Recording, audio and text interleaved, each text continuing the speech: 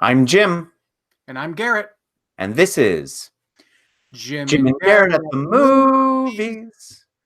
Hello, everybody. It's been a hard day's night, so we're going to talk about yesterday. This is the new film directed by Danny Boyle and written by, among others, Richard Curtis.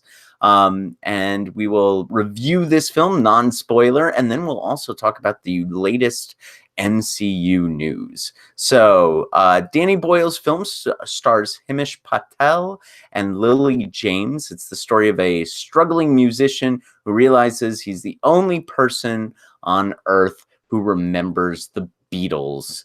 And that's pretty much the premise of the film. Ed Sheeran also sort of co-stars, runs around there playing Ed Sheeran very well. So Garrett, what did you think of this? Is a film that, as we were watching the trailers, I was awfully cynical about. You seemed a little more high on the film based upon the trailers. So now I'm curious, now that you've seen the movie, and what were your thoughts?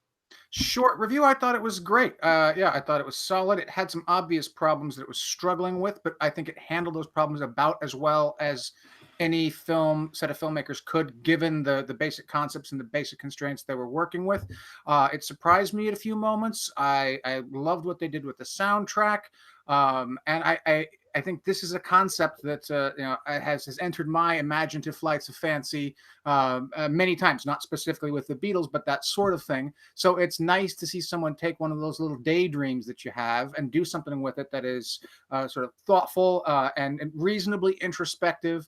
And explores sort of the value of artwork in a communal sense, the nature of creativity, the nature of creative authorship and credit, and does these not in an incredibly profound way, but in a way I think that I was able to leave the theater thinking more about the various themes and ideas underlying it. And it's stayed with me. I've enjoyed it. Been listening to a lot more of the Beatles since I saw it. So yeah, solid film in my opinion. But I know that you are on the other side of the river from me on this one. You were not so much a fan. Why don't you tell us, in short, your thoughts? So I'm going to pick up a lot of the threads that you talked about as positives of this film, and I'm going to use my incredibly assholish line. I'd like to see a movie about that. So when you talk about the that this film is sort of an exploration of the creative process, that's where you kind of lose me a little bit. So I think that this film doesn't spend enough time talking about creativity and how art is often a collaborative medium. We get a few mentions about it, and we get a few ideas that sort of link into the concept of art being a creative medium. They call his album "One Man Only," or art being a collaborative medium, not a creative medium. That sounds really stupid. Art being a collaborative medium, and I didn't see that fully explored. When it relates to the idea of authorship associated with this, I feel like I should spoil parts of the trailer, so I'm kind of gonna spoil parts of the trailer. The trailer indicates that James Corden drops the curtain on this character, and I'm spoiling a little bit. That's a dream sequence, and I don't I thought that was a cheap way to sell the movie. I was very disappointed that the trailer cut included that, and then in when we actually saw the film, it's played off as a dream sequence. So this idea that the film is exploring authorship as it relates to art, I think it's not doing that well enough, and I don't think it's really exploring those ideas. Even the idea that he is doing these Beatles songs, I thought that's it's impossible that the music would be as similar to what it is in the recorded tracks, because it's very difficult to get somebody to do the horns in All You Need Is Love, to play the horns in All You Need Is Love exactly the way they're played in All You Need Is Love. And I can't imagine that he has the talent to be the conductor of a large scale, not large scale, but medium scale orchestra enough to bring all of these songs to fruition. So it's playing with, it's trying to have its cake and eat it too, in its fantastical elements mixed in with these real world elements as well. And I would have liked a little bit more exploration of all of the themes that you just listed as what you liked about this movie. Okay, it seems like we've got some substantial disagreement here, and that's good because it's fodder for a conversation. So I want to start with a couple of things which I think are sort of nitpicky complaints. I thought it was obvious that it was going to be a dream sequence or something like that in the trailer. It was abundantly clear to me, given the concept, that they couldn't just have John and Paul walk in and say, hey, we wrote these songs, because the concept is they didn't write those songs. It would have been completely betraying the core concept. That would have been terrible if it actually was real. I fully anticipated that. Now, I wasn't wild about that scene. It certainly wasn't one of the better scenes. I definitely had difficulty believing that James Corden, even at Dream Sequence, would be that much of a dick about something like that. But that having been said, the function it's serving to me is pretty clear. It's trying to show he's wrestling with guilt over this. He feels bad because he knows that he's plagiarizing this material, and it's weighing on him. And that's something that they come back to several times throughout the film, especially in one sort of climactic or near climactic scene, which I thought was wonderfully rendered. I think I know the scene you're talking about. Does it involve a toy? Yes. Yes, I agree with you about that scene. I thought that was a really good misdirect, and I think it worked. Yeah, and I think it's, again, when it comes to exploring these themes, I think one of the things, the psychologically realistic and to me very interesting things that you'd find yourself wrestling with in a situation like this would be the guilt over doing this. And, part of what they don't really explore head on in the film, but do sort of eventually get around to towards the end, which I was grateful for, was the idea that maybe he had a moral obligation to do this, that a world without the Beatles is so much more impoverished that it really doesn't matter that he didn't write the songs, because, while we obsess a lot over credit and credit where it's due and so forth, but at the end of the day, what matters is that the people, the population, the human beings writ large, have an entitlement to this material. It's part of the great artistic canon, and if the only way to bring it back into reality is to claim that you wrote it, then that's a small price to pay. I think here about a lot of things that I've heard many creative people, like Tom Petty, for example, once said that God's already written all the songs and he just tunes them in his own internal radio. I am fascinated by this creative process. So many people who are wonderful artists cannot explain where they get their ideas from, because yeah, that's a difficult thing to pin down. But this idea, and again, there's the line in the trailer where he says sometimes it feels like someone else has already written all the songs and he's just channeling them. That's something I have heard many creative people say. So to have it echoed in a way that is sort of like, again, Janus faced, where on the one hand, yeah, he's saying the sort of things that creative people say all the time.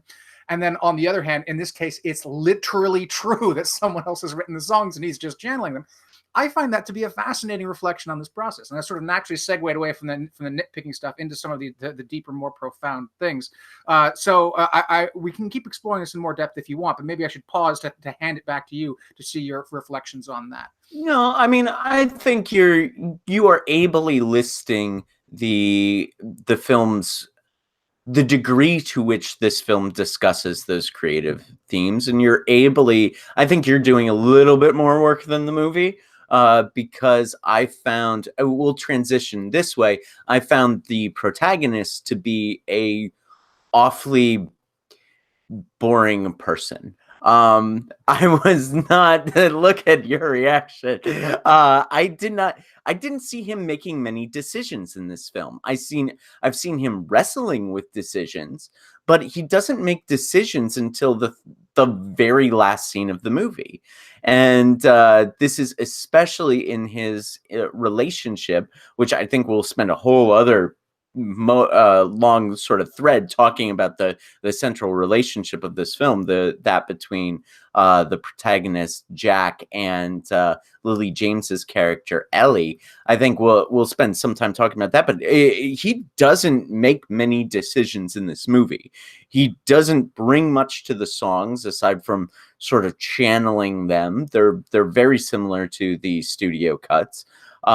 He doesn't seem to be resisting or really embracing either the decision that he made to cover the Beatles and to try to sort of get famous on, not get famous, but produce the songs that he remembers and everybody else doesn't. So his character, maybe it's performance, maybe it's the way the character's written, but I'm not seeing him make many decisions, and I'm not seeing him double down on the creative battles that you so ably described. Okay, so yeah, let's turn to Himesh Patel's performance. I thought the casting of him was fantastic, in large part because I think, to my eye at least, he's precisely the person who he portrays himself as being, namely someone who is completely unknown, someone who is just the guy in the pub down the street who gets up there with his guitar every weekend. That he seemed to nail that character, who I think we all know on some level or another, spot on. And while he obviously has musical talents, he is no John Lennon, of course, but he's got enough of a memory to recreate the songs. And so he has this incredible burden and opportunity and problem thrust upon him. You say he's not making decisions, and yeah, that seems to me to be absolutely correct.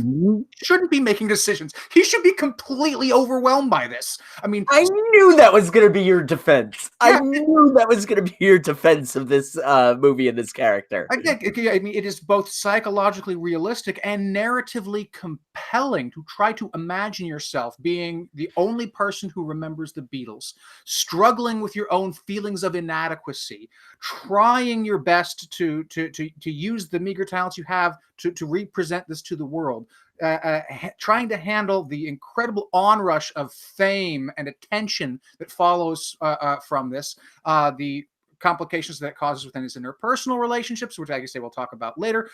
All of that is the kind of thing that would absolutely paralyze most human beings. There are very few human beings on the planet who could come through that kind of weight, that kind of fire, if I can mix my metaphors, and have autonomy and self-awareness and control and assert themselves. I mean, again, go back to how many creative people you hear talking about how when they hit it big, how difficult it was for them to assert autonomy over their careers because they have managers and they have agents and so forth, all trying to sort of push them in a particular direction and make them do the kind of art that they don't necessarily want to do because it serves someone else's purposes. It takes tremendous wherewithal to fight for yourself in a situation like that. And I absolutely believe that this character would not have those reserves present. Well, we only get one scene where they try and change the Beatles songs. In every other scene, they're like, "This is amazing. This is fantastic." Mind you, he's singing. She was just 17. You know what I mean? Multiple times within this movie, that would not be accepted today. Like if somebody came out with a new song and the first line was "She was just 17, you know what I mean."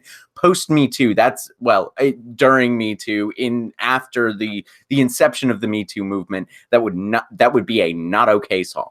There's actually several differences between the songs, the original versions, and again, they're mostly subtle. Again, I'm not like the world's biggest Beatles fan or anything like that. I actually had to Google this when I came back.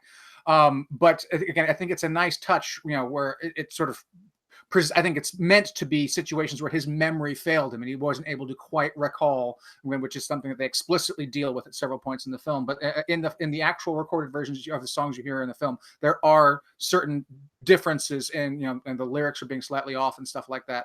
Maybe I was mistaken about that when I said that, but still, she was just 17, is explicitly said in this movie. Yeah, no, I mean, and again, you could have critique the film exactly, for maybe not being creative enough in reinterpreting the songs. Again, I don't think you can go too far in that because again, part of the idea is that these are their songs and he's trying to be as true to them as he possibly can.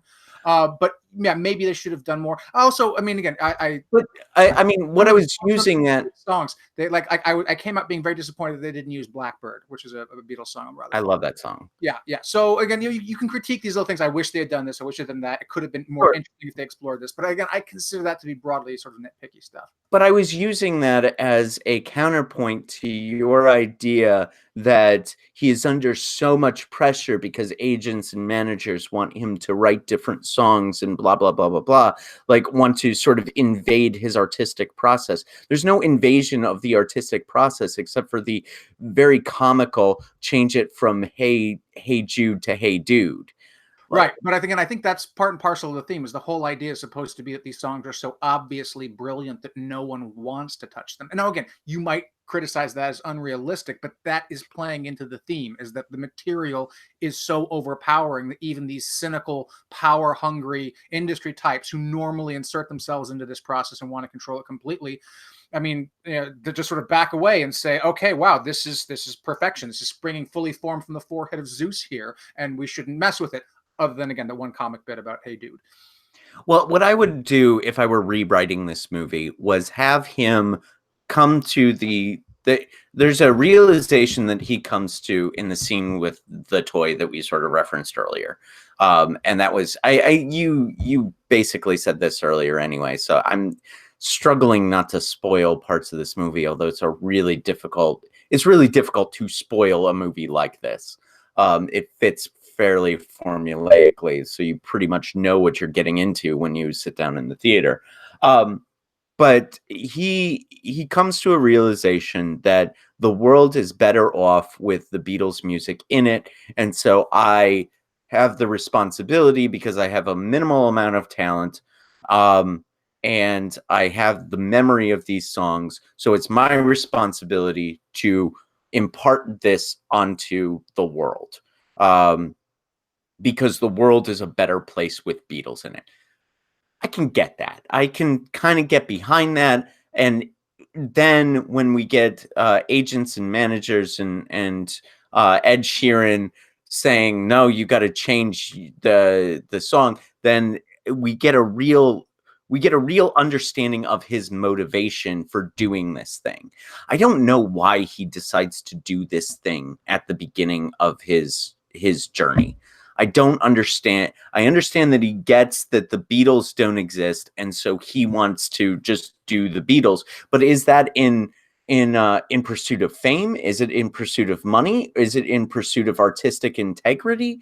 What is it in pursuit of? Because I think it's just in pursuit of fame and and money. And then later, the third act turn, it becomes in pursuit of artistic integrity.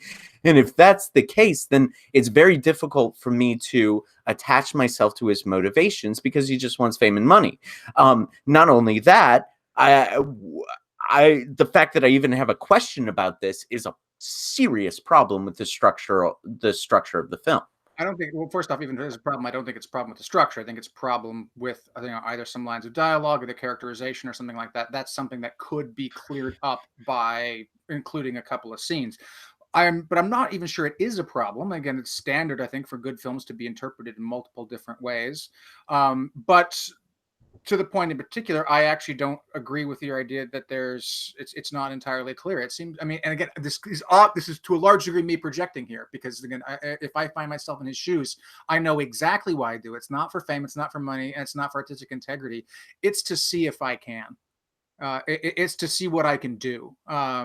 Is it possible for me to recreate this? To write the script from Pulp Fiction from memory if I had to do that, right?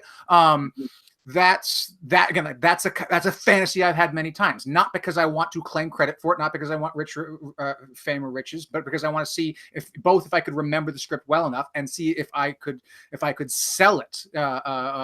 Is the quality of the artistic work in the work itself, is it the kind of thing where people will see it and see it's brilliant, or is it because Quentin Tarantino had to hustle and make connections and do all sorts of stuff? Obviously in the real world it's a combination of both, but in the fantasy, if you can pull it off, then you pull it off. And that to me again is psychologically pretty straightforward. I don't see a whole lot of ambiguity into why he's doing it. I mean, again, and for context on this, go back to before the blackout, when everyone forgets the Beatles. Why does he want to be a musician? I mean, it doesn't seem to me that he's striving for fame's sake or riches for riches' sake. He wants to be a musician because he wants to see if he can do it. He wants to believe in himself and believe he has something special to put out there into the world. And but he doesn't have something special. He has the Beatles. Right, exactly. He doesn't have something special. So, I mean, I don't know. It's hard for me to attach myself to his motivations, and it's hard for me to think of him as a sympathetic character. Another thing that made him unsympathetic, in my view, is his relationship with Lily James. From frame one, you know that she has a crush on him. He's blind if he doesn't see it. And that relationship has some severely problematic elements to it. So let's pause here to note something that we mentioned before the start of the show. There is a curious relationship here in some ways between writer and director on this one. Again, the film is directed by Danny Boyle, but it does not feel like a Danny Boyle film. It feels like a Richard Curtis film, who wrote the screenplay and also wrote films such as Love Actually. And yeah, that kind of the romance angle is to me where most clearly Richard Curtis's style sort of shines forth. And in that respect, it is kind of, I think, a strange combination. I sort of wonder how this film would have played out if Richard Curtis had directed it rather than Danny Boyle, what ways it would have been different. But certainly, I think, on the one hand, it absolutely needed that relationship in there. It needed something to sort of to ground him and to orient him towards something other than just the musical problems. But I also agree that the particulars of the relationship weren't necessarily executed all that well. So maybe, again, there's some common ground there, but I'll hand it back to you if you want to continue to critique the relationship. I mean, it's clear that she has a crush on him. And if he doesn't see it, then he's an idiot. And it's difficult to sympathize with him. If he does see it and is ignoring it, then he's being cruel in some ways, and it's difficult to be sympathetic with him. And when the things that happen at the end of this film happen, specifically in her relationship with a larger social structure and his relationship with her, when those things happen, that is not an ending that this movie earned.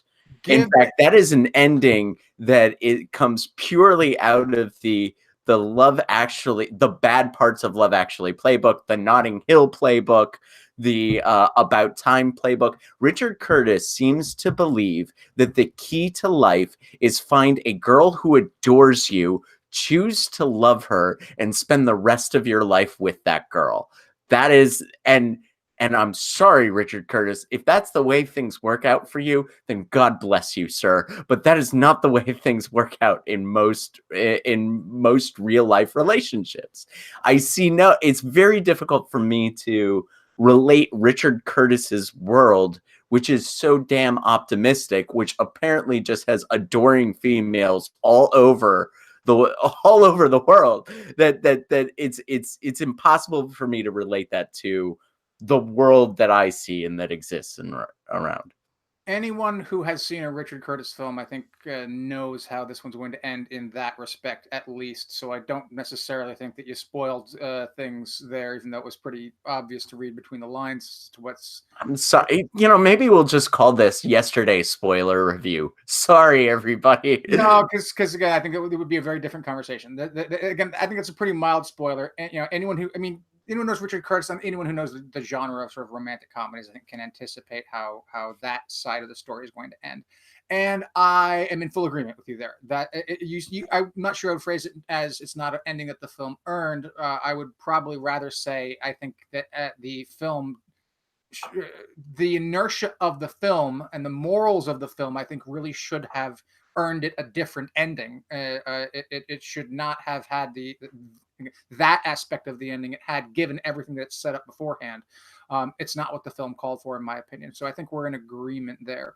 Yeah, Our friend Steve Libby said in his review that the problem with a film like this is it's a great concept, but how do you end it? And when he said that, I found myself wondering before I saw the film, yeah, if I was writing this story, again, it's pretty clear how most of the story plays out, except the ending. How do you resolve the story in a satisfactory way? And that's a challenge in my imagined position as a writer here, that I have that I struggle with and I have difficulty with. There are things that the ending does well. There are things that I like, but the love story angle is something I think definitely I would have done differently. Yeah. I think that, and just to keep going on this point, because it's the point that bothered me the most as I was driving home, was this is something we see all over Richard Curtis's work. That the female characters are often adoring of the male characters. They're just girls trying to get a boy to love them. To quote Notting Hill, that's in Pirate Radio. It's in Love Actually. It's in Notting Hill, as I mentioned before. It's here in Yesterday, and it's a reductive view of relationships in women and men, and how those relationships play out. And that was something, and the thing is this film does have two conflicts, but I think it's giving most of its screen time not to, how do I handle covering the Beatles music, but actually this relationship that does not play for me. I think you're just wrong there mathematically. I think the vast majority of the screen time is about the Beatles, and a relatively small amount of it has to do with Lily James. Maybe we can get the film on DVD and do some counts. Yeah, certainly it was the part of the film that bothered me the most, because I felt a lot of those scenes were not advancing that plot in satisfactory ways. Okay, let us. Are we done here? Should we score it now? I think there's maybe a few more things I'd like to explore, because I think we laid out a fair bit toward the beginning. We haven't quite explored it completely. So just maybe a few more minutes on the philosophical sort of implications. So again, like I said, I find it psychologically believable that he would be wrestling with guilt. I find it interesting to question whether or not there is a moral obligation to recreate something beautiful, or something that the world owes. I do too. I like both of those things. Like to see a movie about it, but yeah. And again, and that's what I want to come back to. I think that it's a little strange to me that you think this film doesn't explore that. I think that that's not only sort of the front and center in the film. I think that's pretty much the heart and soul of the film. I think it's all over this movie, that questions like that are very much at its heart. Again, I think the question about whether or not you're morally there's a moral obligation to do it is something that's held off until the third act, but I think it's effectively done that way. But the question of guilt and responsibility is sort of laying over throughout the whole thing. And there's several interesting scenes, I think, where he's trying to sort of immerse himself in sort of the psychology of the Beatles. He's sort of retracing their footsteps, going to the places like Penny Lane and Strawberry Fields and so forth, to try to put his head. It reminded me of another great story about the nature of creativity. The story about author of the Quixote. It's the one. Oh, are we talking about Cervantes? No, not Cervantes. But the Terry Gilliam? No. It's he tried to make the movie. Yeah, you're right. No. It's a short story by Borges, and I can't remember the character's name, but it's someone author of the Quixote. Oh, right, right, right. And then again, and the gist of that short story is this character recreates the life of Cervantes in his own life so thoroughly that he is able to create the Quixote word perfect, not even from memory, but just from recreating the psychological experiences that Cervantes put himself through. Pierre Menard. Pierre Menard, thank you, Pierre Menard, author of the Quixote. Yes.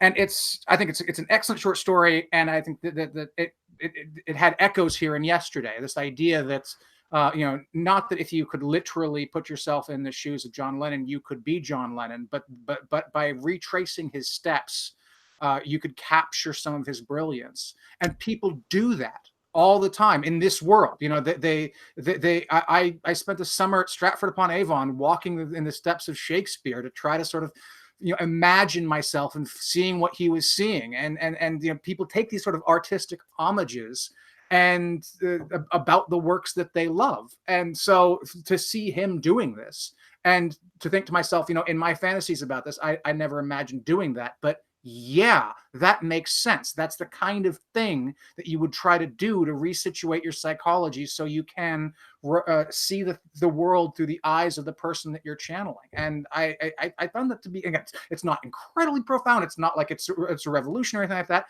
but it does add sort of layers and dimensions to these very real experiences that consumers of art have, and lovers of music or other forms of art have, when they're trying to better understand the art that they love. That's like, I mean, you are the best lawyer for movies that you like. You really are. Yeah, I found those scenes to be. I would have liked those scenes to have come earlier. I would have totally restructured this movie. Discover you have the Beatles. Nobody else has the Beatles catalog. Then wrestle over the decision of whether or not to do anything about it. And then that's where you go to Strawberry Fields and Liverpool and do all of those things. I would even sort of loop Lily James in on that. I would have them together so that I could cut the love story. And then I would just loop her into this so that it's a decision whether or not to to cover the Beatles. And then my second act would be him trying to cover the Beatles and everybody saying that this is really bad music. And that most of it, and he would try to do a cover of Run for Your Life, and they would be like, no, stop this, don't do this song, or the She Was Just 17, you know what I mean. I can't remember what the title of that song is, but whatever. Back in the USSR, Saw Her Standing There. Saw Her Standing There, yeah. Thank you. Yeah, I would be very interested in having like the first act be him discovering that he has this thing, looping Lily James in on, look, I have all of these songs that were blah, blah, blah. You don't remember them, but it's actually a thing. Trust me. And then, of course, because the plot needs her to, she does. The first act is him sort of honing his artistic voice, quote unquote, of the Beatles, tracing their artistic footsteps. I think all of that and that turns him into a decision-making character. I think all of the themes that you're discussing are really brilliant, and I'd like to see a movie about that. And I think if you restructure this movie, you could actually tell a compelling story with the themes that you're talking about. I would be very interested in seeing your version of the screenplay. But I think what the principal, both virtue and problem of the version you're pitching is it does make him have much more agency, but that also makes it, I think, much more difficult, I think, to really get behind. Because again, I think for me, again, a large part of the psychological inertia of the film is precisely trying to grapple with this. I mean, grappling with the fame isn't the principal thing, but it's part of the sort of collective fallout of this sort of process. And if he had agency throughout, it would be less interesting. I mean, Taylor Swift, or Beyonce, it has become an incredibly strong artist who managed to take control. But damn, that took time, that took work, that took struggle for them to mature as artists and as human beings to get to the point where they could exercise that kind of creative and personal control over their work. And if this guy just had that coming out of the gate, I mean, again, I'm not saying that can't work, but you lose something that this film, I think, has nicely in shifting it in that direction. Those are exactly the struggles that I would put in my second act. But my first act would be him making the decision to cover the Beatles. I mean, there is a scene explicitly where he makes that decision. You know, where Yeah, you see him. It's not protracted scene. It's not explored in depth, but there's definitely a scene in which he goes, "Yeah, okay, I'm doing this." Mm-hmm. Yeah. And then it's played off as montage rather than as the type of artistic exploration that you are talking about. So anyway, we have talked about this movie for longer than the movie. That's not actually true, but let's wrap this up and go ahead and give it your score. Let me guess. I'm gonna guess 3.5. I'm torn between 3.5 and 4. I'll probably settle 3.5. Yeah. 3.5. Okay, maybe I let you. Yeah, I'm at 1.5. I'm between 1.5 and 2. So it's not a recommend for me. Is that the lowest rating of any Danny Boyle film, you think? Yeah, probably. I think I love Danny Boyle, so I'm pretty sure that this is the lowest rating.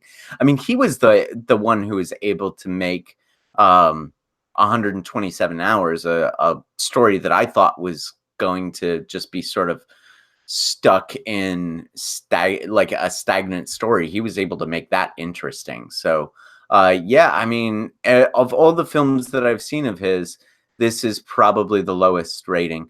A Life Less Ordinary was underwhelming, but aside from that, everything in his filmography is a recommend that I've seen. Yeah, so. I think I would agree with you on A Life Less Ordinary. That one wasn't great, but of the other films of his I've seen, which are most but not all, yeah, I think that he's consistently solid. And for me, this film lands well within his regular rankings. Yeah, I mean, I'll just run through these real quick. Shallow Grave, recommend. Trainspotting, the best movie of 1996. Life Less Ordinary, 28 Days Later, Sunshine, Slumdog Millionaire. Slumdog Millionaire has a little bit of problems, but overall, it's a recommend. 127 Hours, Frankenstein, the stage production, Steve Jobs, Trainspotting, all very good. Trainspotting 2. All very good. So, all right, let's move on to our news segment. We're going to do a news segment this week. So at San Diego Comic-Con, Kevin Feige and Marvel Studios dropped the mic. The biggest news to come out of San Diego Comic-Con was the announcement of Phase 4 of the Marvel Cinematic Universe. How about this, Garrett? I'll just run through these films and you just give me your reactions to them and we'll talk about them. If your reaction is just, oh, that's cool, then that's fine too. The first film coming out in Phase 4 will be a Black Widow solo movie coming out May 1st, 2020. Scarlett Johansson is going to be joined by Florence Pugh, who's absolutely amazing in Midsommar, Rachel Weisz, and David Harbour. You can see our review from Midsommar on our sister podcast, Tedley Analysis, where we talk for literally 3 hours about that fucking movie. Film's primary villain will be the Taskmaster. Any reactions? Yeah, no, fuck yeah. I'm curious how they're going to do Taskmaster. He's a very comical comic book villain. He's a character who absorbs other people's powers, but not like in a roguelike way, but just basically he can see someone do something and then he can immediately copy it himself, which is something that kind of works in comic books but would not work in a movie. So there's obviously got to be some creative reinterpretation going on there. So that was news. But Black Widow movie. Why the hell is it taking this goddamn long? Yes. Way overdue. Let's get it done. I want to see it. And rumored to take place between Civil War and Infinity War. Now, you, I don't think are planning on subscribing to Disney Plus. Not planning on it, no, but you know, who knows? The Falcon and the Winter Soldier will only be on Disney Plus. It is an 8-episode story, picking up after Endgame with the Falcon and Winter Soldier. Are you going to subscribe to Disney Plus now? Easily my two least favorite characters in the Avengers arc. So the concept by itself is not something that draws me in, but depending on the creative team behind it, it might be interesting. Obviously, I'll keep an eye out for trailers. Maybe I can come around. Maybe I can be persuaded. But the idea itself, Next up is the Eternals. Rounding out the cast is Angelina Jolie, Richard Madden, Brian Tyree Henry, Lauren Ridloff, Salma Hayek, Leah McHugh, Don Lee, and Kumail Nanjiani. I don't know but it's directed by Chloe Zhao, which is probably the most attractive part of this film. Yeah, I think that I like the people behind it. I like most of those names, just the ones that I knew that you just listed off. I don't really know the Eternals as a storyline, so I don't know a whole lot what that's going to be about. But in a certain sense, the air of mystery is kind of nice. I'm quite used to sort of knowing what to expect, at least generally speaking, from a lot of these Marvel properties. But sometimes it's nice to get something that's fresh even to me, and that when my wife asks me, hey, what's going on there, I'll be like, I don't know, I've never experienced this before. That'll be it's nice to have that experience sometimes. So let me tell you, yeah, I'm gonna buy anything that Marvel does, but yeah, I'm along the same boat. I really don't know what's going on with this movie, but take my money. All right, I want to tell you about Simu Liu's weekend. He was he was in auditions to be Shang-Chi in a Marvel movie. He was doing his screen tests, and on Wednesday, I believe my timelines might be off, but on Wednesday, he gets the notice that after his screen test, he has been cast as Shang-Chi in a new Marvel movie. On Saturday, he is in San Diego Comic-Con being introduced as Shang-Chi. Talk about discovering that you know the Beatles and so then no one else does. This is this man's life. Shang-Chi, the first Asian American superhero in the Marvel Cinematic Universe. The film co-stars Awkwafina and Tony Leung. What do you think, Garrett? Again, high past time that we've got some Asian American characters front and center in the MCU. That's exciting news. Yeah, I'm again trying to imagine how much your life would change overnight if something like that happened. Is itself a story that's kind of worth telling. And again, I think yesterday did a decent job of telling something like that. But again, this is another property I don't know a whole lot about. So I hope they do it well. I hope they do it right. Because you just know that if they don't, there's going to be a lot of fanboys out there. They're going to go, see, told you we don't need any Asian people in the market. We just keep it for white men. And just like, oh God, that whining is going to be so terrible. So I really hope that they do it right, both because I want to see a great movie and I want to be entertained by these stories, but also because I want to shut down that kind of toxic masculine bullshit. Well, also let's kind of sell the movie a little bit more. This is essentially a sequel to the Iron Man movies because the Mandarin is the primary villain in the film. And one thing I forgot to mention about Falcon Winter Soldier is the primary villain will be Baron Zemo returning from his Civil War days. So we will those might be ways in which this film is incorporated in the Marvel Cinematic Universe. They're selling Shang-Chi by basically being a sequel to the Iron Man films, which is, from a marketing perspective, really wise. Another thing that may bring you to Disney Plus, WandaVision. The only thing that was the word that kept being said in the panel discussion of WandaVision is this is going to be weird. So we don't know much about this, but we know that Elizabeth Olsen and Paul Bettany are signed on to do this series for Disney Plus.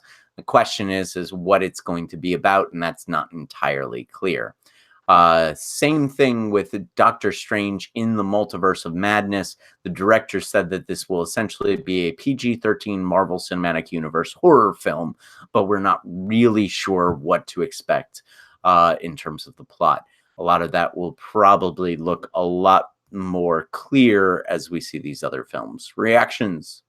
So to WandaVision, I've always liked the character of Vision in particular. I really liked how Paul Bettany portrayed him. I mean, again, the arc from him as the voice for whatever the original Jarvis. What's that? Jarvis. Jarvis, thank you, Jarvis. Yeah. From him as the voice for Jarvis into becoming Vision, I think was very well executed over those films. I loved the aesthetic that they had for Vision, and again, I like the core character. So to see more of that story, I think is worthwhile. I like the character of Scarlet Witch in the comics.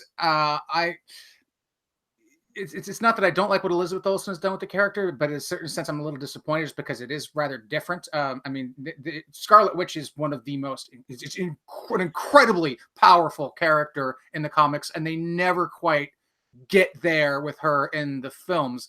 And again, that's not the worst thing in the world. They took a creative decision and they went with it. But maybe this is an opportunity to go in a different direction, to really have her sort of stretch her powers. And to show what she's capable of, because god damn, she's capable of a lot. So Yeah. so high hopes for that. High hopes for WandaVision. What was the other? Doctor Strange. Doctor Strange. Yeah. Loved the first Doctor Strange. Love Cumberbatch as Doctor Strange in the other films. I'm intrigued by the idea of a PG-13 horror movie. A big horror movie fan. I'm curious how that's going to play out. I gotta say, I'm not terribly wild about the title, but titles are maybe less important, or maybe after seeing a trailer, that the title will make more sense. So we'll see. 3 more entries into the Disney Plus catalog. Loki, which is a series that picks up Loki after he makes off with the Tesseract halfway through through Endgame, rather. So this is a film that picks up on a different Loki rather than the one who met his end in Infinity War. What If and Hawkeye are also Disney Plus stories. What If is basically a series of animated vignettes that say, what if Peggy Carter got the super soldier serum, and other similar discussions. The voice cast is returning for all of the what ifs, except we did not see the names Chris Evans and Robert Downey Jr. on that list. Nevertheless, we shall see what the animated What If series brings us. And finally, Hawkeye, which is him training Kate Bishop, Jeremy Renner passing the bow and arrow onto his tutelage, his you know what I'm talking about, his Padawan, one might say, apprentice. That's the word I was fucking looking for. All right, what do you think of the what are you gonna subscribe to Disney Plus now? Is Tom Hiddleston attached to Loki? He is. Fuck yes. Okay. I far and away the best thing about the Thor movies is Tom Hiddleston as Loki. He every single second Hiddleston is on screen as Loki, I am happy. Something to showcase him more, to explore him more, is wonderful. I'm completely on board for that. As for What If, I fucking loved What If as in the comics. I always thought that I could.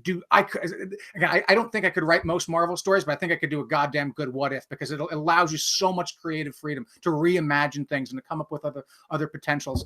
It's so hard, I think, to, when you're working with a serialized story, to stay true to a character, to build off of other people's arcs. Again, you talk about art being a collaborative medium. Comics are incredibly difficultly to work in for that reason, in my opinion. But What If gives you the freedom to sort of throw off the chains and experiment with things.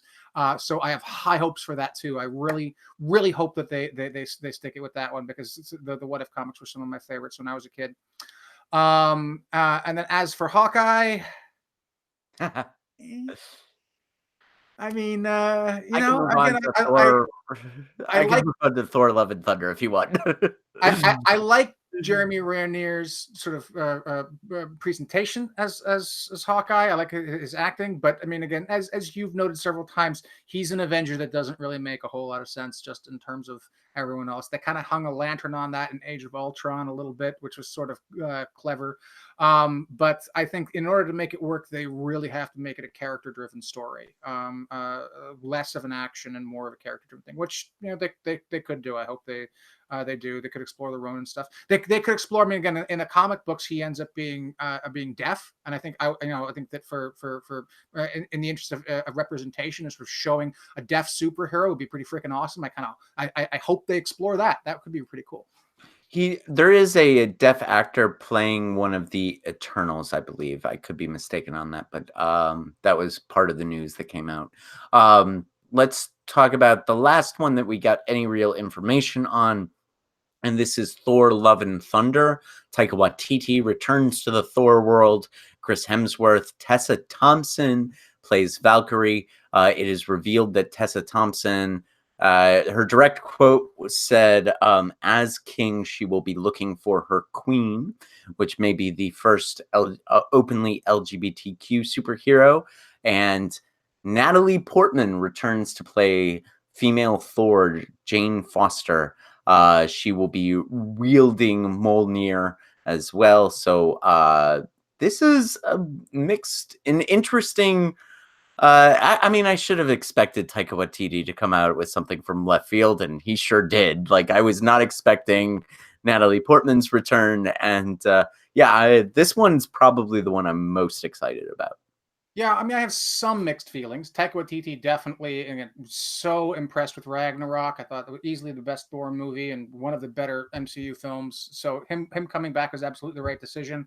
And that by itself, that gives me a lot of trust in the project. Again, the title Love and Thunder seems a little off to me, but again, maybe once you see a trailer, it'll make a little bit more sense, or feel more at home, feel more natural.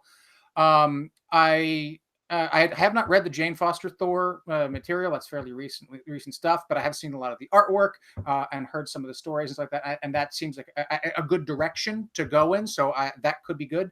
But I hate to say this because I really like Natalie Portman as an actor, but she was, in my opinion, a real drag on the first two Thor movies. I mean, I understood why she was supposed to be there. She needed to anchor Thor's character to this world, to give him a reason to fight and a reason to care and so forth.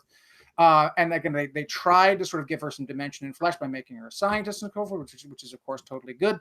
But I was just bored with what she did with the character. I never. I mean, again, in contrast with Loki, anytime Loki was on screen, I was entertained. And anytime Jane Foster was on screen in the first two Thor movies, I wasn't all that into it. So I'm hoping that this will be a chance to revitalize the character. Again, I love the idea of Jane Foster as Thor.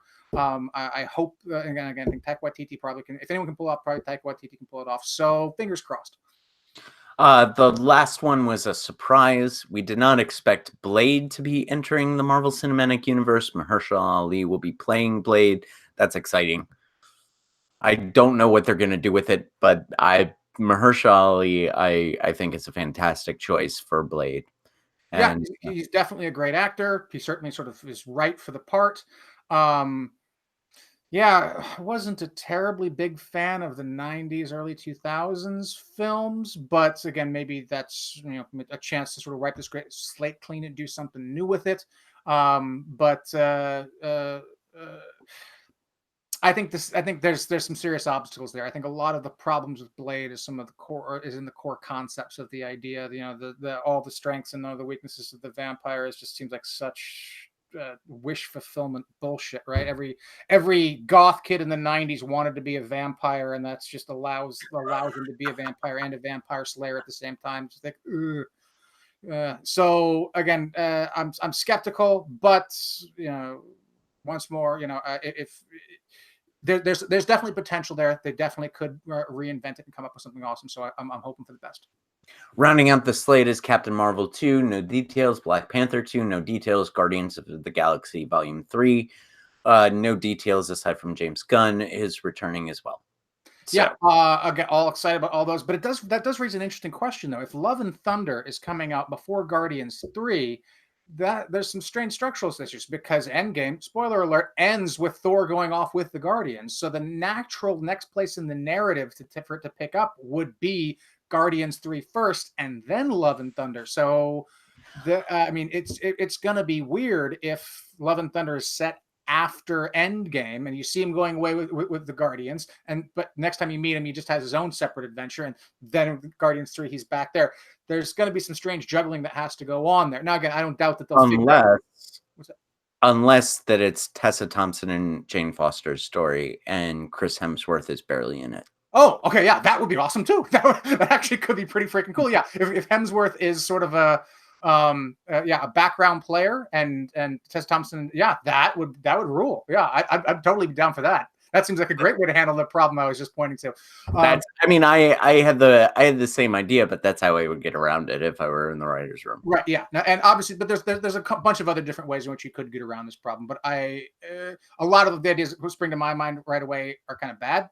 So I'm hoping they come up with something better than I'm coming up with at the top of my head. But that's why they pay them the big bucks. So I'm sure they'll manage to figure it out. And Kevin Feige sure does get paid the big bucks. Yes. So that is our show today.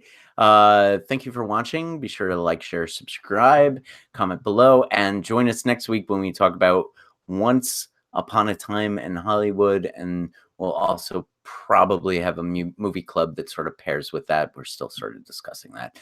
But thanks again for joining us. I'm Jim. And I'm Garrett. And this has been Jim and Garrett Movies. Good night, everyone.